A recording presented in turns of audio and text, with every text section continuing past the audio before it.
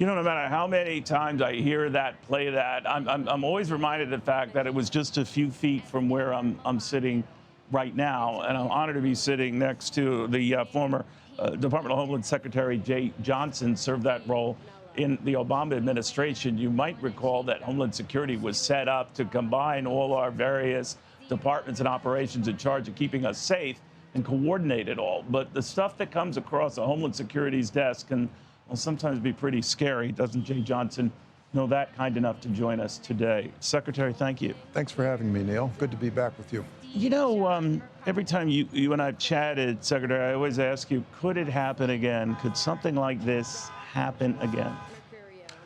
Neil, I believe that through our efforts over the last 20 years, through multiple administrations, Bush, Obama, Trump, and now Biden, we are safer when it comes to the threat of a large-scale 9/11 type attack by a foreign terrorist organization.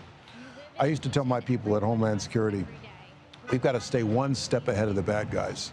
We've got to plan for the next attack, not the last attack. The terrorist threat to our homeland has evolved over the last 20 years. We went from what we refer to as foreign directed attacks, where a foreign organization directs an attack, to a foreign inspired attack, where a foreign terrorist organization will inspire someone who's already here over the internet. And now, as you know, a lot of terrorist attacks today are domestic based. On top of that, we've got, of course, global warming. And as I see it, the threat there are severe weather events on aging infrastructure. The impacts on aging infrastructure. We've got aging infrastructure just within a couple of blocks of where you and I sit. But for bad guys who might wish us ill, are you any more worried about what went down in Afghanistan with the Taliban back in charge, that they could provide cover for, even if they weren't up to it, for others who might, like they did 20 years ago for Al-Qaeda? I am worried anytime there is a place on this planet that could serve as a launching pad for a terrorist attack. Do you think Afghanistan could? That could be Afghanistan, could be Horn of Africa, could be Yemen, could be Iraq, Syria, any place where a terrorist group could get a foothold, establish a caliphate, recruit, train. ISIS-K is on the rise now because of the profile of that attack the other week. But as you said, it doesn't only have to be ISIS-K. It could be any one of a number of groups, domestic and otherwise. And we talk a lot, Secretary, about attacks that have been stopped since 9/11, but there were many being plotted and planned. Your office saw them, your predecessors saw them. So is it a matter of just weeding them out and catching a midterm, or do we get lucky? A little bit of both? What? A number of things. First of all, you're right. The American people would, I think, be proud of the job that our law enforcement, our Homeland Security, our military, our intelligence community does to stop something bad from happening before we ever hear about it in the public at large.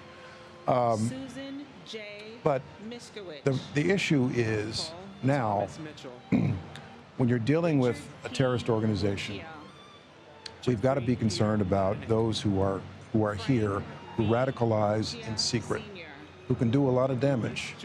And that is why, when I was in office, I spent a lot of time trying to build bridges to communities where there may be someone in their midst who is radicalizing in secret. And so the threat to our nation evolved even as we speak 20 years later, after 9/11.